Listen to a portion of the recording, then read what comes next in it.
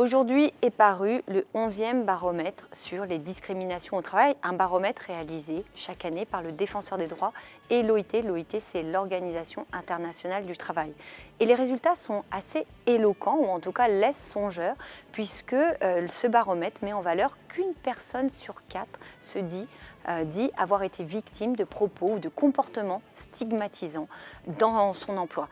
Alors parmi ces personnes, eh bien, un peu sans surprise, on voit qu'il y a une majorité de femmes et il y a aussi une majorité, parmi ces femmes, une majorité de femmes non blanches. Et la proportion est très importante puisque un tiers des personnes non blanches se dit victime de racisme sur son lieu de travail, alors que ce n'est que 6% pour les personnes qui sont blanches.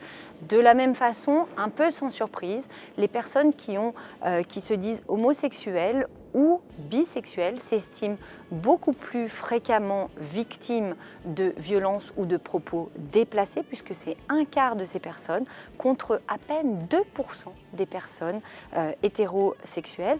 Et puis, un des propos les plus répandus sur les lieux de travail, outre les propos racistes ou sexistes, c'est aussi de la dévalorisation du travail.